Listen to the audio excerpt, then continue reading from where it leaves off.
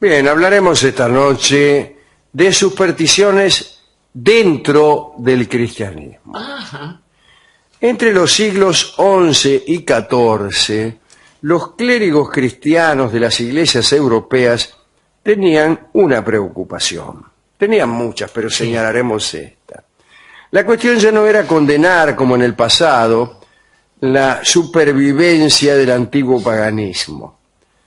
En aquella época era en el propio seno de las prácticas legítimas donde había que perseguir las supersticiones. Las autoridades religiosas estaban muy atentas a los desvíos que podían sucederse en el propio culto. Debía cuidarse con toda intensidad la liturgia consagrada. Vamos a ver de qué hablamos. A ver. Algunos se alejaban bastante de las indicaciones de sus párrocos y directamente no cumplían con ninguna regla cristiana. Las crónicas religiosas están repletas de historias de castigos sobrenaturales que recaían al instante sobre los que pretendían, por ejemplo, trabajar en días inconvenientes. Es decir, esta primera situación no es tan conflictiva, porque después de todo es la divinidad misma la que en forma automática produce el castigo. ¿Usted trabaja en domingo? Pues la divinidad provee el castigo. Una interesante historia es la de un campesino de la región de Lyon que quería recolectar unos guisantes justo en el día del Señor. Como bien sabemos, trabajar en un domingo, aún en la tarea más noble. No solo más noble, sino más pequeña, Sí. es un pecado mortal.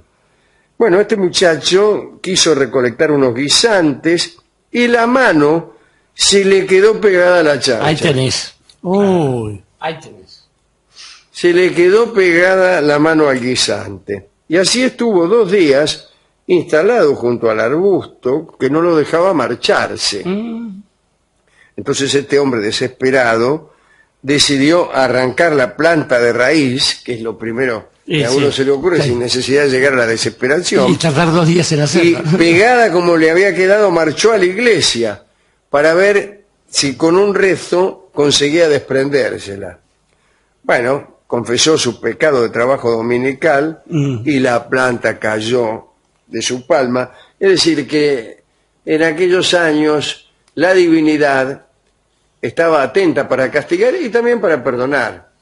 Sí. Trabajaba full time para ver qué hacían sus devotos. Claro, o sea, el clero se rascaba. Sí, claro. Más allá de negligencia respecto de los ritos, se cuidaba también que los elementos de la liturgia no fueran mal usados. Bien hecho. Cuidado. En aquellos siglos mencionados, aparecieron muchos sacrilegios respecto a la hostia. Los usos ilícitos de la hostia eran muy frecuentes. Sí. Los clérigos los denunciaron, A los usos, sí. supongo a la comisaría, Sí. y procuraron encaminar el culto eucarístico por buen camino. Encaminar por buen camino no está mal. No está mal. No está mal. El cisterciense Herberto de Claraval habló de campesinos que solían poner hostias en las pocilgas para que los cerdos no murieran ni enfermaran. Una barbaridad. Sí, va. Las autoridades indicaron con toda dignidad que el cuerpo de Cristo no era para dárselo a los chanchos. En aquellos tiempos la hostia era fácil de conseguir. Claro. Se depositaban a montones en la entrada de los santuarios, al lado de aguas benditas y bautismales. Fue entonces cuando se recomendó a los sacerdotes que empezaran a guardar bajo llave las formas consagradas. Los prelados también pidieron a los sacerdotes que vigilaran cuidadosamente que los fieles que comulgaban se tragaran la hostia. Sí, señor. No debían conservarla bajo la lengua, puesto que en tal caso podían extraerla después y utilizarla para cualquier fin indecoroso, incluso venderla y comercializarla. Otro problema era el mal uso del sagrado crisma, el aceite. El aceite que se usa en la administración de algunos sacramentos. Ya en el Concilio de Tours del año 813 y después Bucardo de Worms en su penitencial habían denunciado a aquellos que se untaban con el sagrado crisma para resistir la prueba del fuego o de las brasas ardientes en las ordalías. Cualquier ordalía. Ya conoce usted el juicio de Dios, la ordalía. Le hacían pasar por encima de un fuego. Si no te quemabas, eras inocente. O bien agarrar un hierro, fierro caliente. Claro. Bueno, era muy fácil. Todo el sistema judicial era mucho más rápido. Expeditivo y justo. Expeditivo, no había tanta segundas y terceras instancias. Prevaricatos, claro. Agarrabas el fierro y si te quemabas eras un culpable y adiós, ya está. Pues bien, para evitar que algunos se afanaran aceite sagrado para no quemarse, Que vivo, claro. bueno, entonces se dictaron algunos cuidados, como el de guardar bajo llave estos óleos, ¿no? O mejor dicho, estos óleos. Sí. También se pensaba que la gente planeaba sus delitos con mucha antelación. Incluso planeaba la forma en que iba a ser juzgado y, en este caso, perdonado. La principal preocupación era la venta de este aceite, venta de la que eran culpables generalmente los propios sacerdotes. La distribución del crisma, don de Dios, que el obispo repartía anualmente a los curas de su diócesis, debía ser gratuita. Pero sucedía que algunos escondían parte de ese aceite y luego lo vendían a quienes se les había negado algún perdón. A vos te negaban un perdón, el perdón de tus pecados, pero después, bajo cuerda, te vendían el aceite. Y con ese aceite podrían reconciliarse con el cielo sin otra ayuda. También lo compraban los familiares de los muertos a quienes se les había negado la extrema unción o a quienes se les había indicado un infierno seguro. Los suicidas, por ejemplo. Claro, muy bien, amortajaban a los tipos con este aceite para conseguir alguna posibilidad de ganarse el paraíso. Y finalmente señalo la humillación de los santos, que es una mala costumbre litúrgica. El ritual de la humillación de los santos estaba dedicado a obligar a un santo a favorecer a determinada comarca o a determinado grupo de personas. Para eso los monjes depositaban en el suelo, ante un altar, las reliquias de su santo patrón, y estas reliquias eran cubiertas de espinas, y se entonaban lamentos y amenazas. En una palabra, se le decía al santo que si no intercedía y ayudaba, lo iban a continuar atormentando.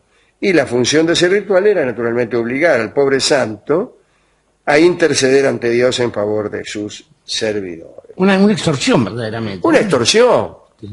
Y algunos santos, hay que decirlo, por muy santos que fueran, finalmente aflojaban. Y claro. No se llama así, que me importa. Con tal de que no sigan con esto. Y había numerosas comunidades que prosperaban en virtud de esta clase de chantage. De chantage. Bien.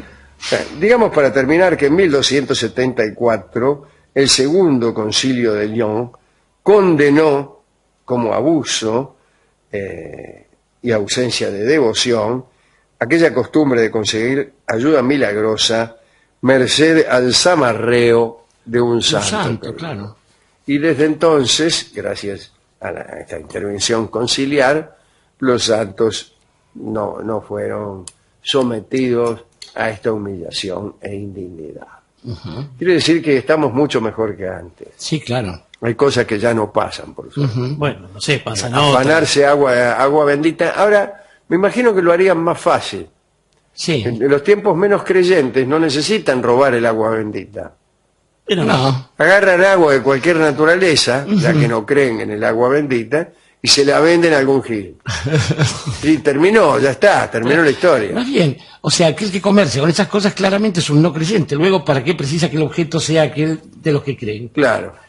Y quizás, Alejandro, en eso radique toda la cuestión esta de bueno, de los objetos sagrados, de las reliquias, y también de los objetos del culto. Fíjese que uno se ha preguntado varias veces cuál es la cuestión de los anabaptistas, los que se vuelven a bautizar. Bueno, se bautizan una vez y se bautizan otra más.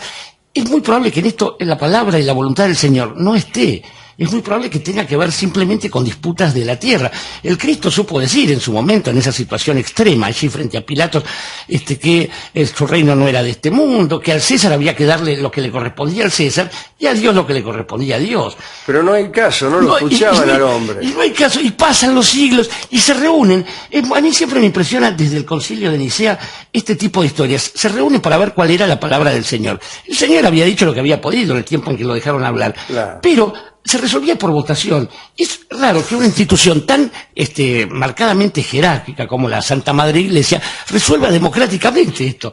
Digo, a ver, vamos a votar. Decían, por ejemplo, el arrianismo, ¿no? ¿Está el cuerpo de Cristo en la Eucaristía? No, voto que no, voto que sí, voto 3-1, el cuerpo de Cristo está en la Eucaristía. Si no accedes a eso, entonces sos un hereje. Es raro que por no tener representación... Justamente allí donde la democracia tiene menos que decir, así la escuchan. Justamente. Y el colmo de esto llega con la infalibilidad de su santidad, del Papa, ¿no? El Papa es infalible. Supongamos, Dios no permita, ¿no? Pero que el vicario de Cristo, el primus inter pares, el Romae Vescovum, un día se pira, porque le pasa a todo hombre, ¿no? Y el tipo es infalible. Entonces, de aquí en más nos tenemos que poner la camiseta de Rosario Central para ir. Y no nombra a Rosario Central. Digo, eso no es no es casual, lo digo porque el traje de la Guardia Suiza tiene los colores rojo, azul y amarillo en franja vertical. Y la gente irá allí en busca de eso. Tengo para mí que en algún momento sería bueno hacer un concilio y reclamar que aparezca algún otro tipo de autoridad. Porque además, justamente, fíjese cómo el aceite que se pone en la crisma, el aceite crismal, es lo que motivará después el carisma, la capacidad de convicción de toda esta gente. Digo, creo que estamos muy confundidos y quizás por eso es que uno no piensa que no sé, de pronto a partir del siglo XI, estos 11 se vinculen con algún otro tipo de sacrificio que no sea el de la misa. Yo creo que cada uno, por supuesto, debe hacer su creencia, pero las limitaciones del pedido deben estar un poco más relacionadas con un cierto sentido común. Si no, vamos a creer que en medio de todos los pecados uno los puede purgar yendo a confesarse primero y muy tranquilo poder ir a almorzar ya sin culpa ni cargo porque fue a misa de 11. Y Misa de 11 se llama el tango que escucharemos ahora por el trío argentino. En este caso canta Agustín Irusta y toca el piano Lucio de Mare y descansa Roberto Fugazzotto.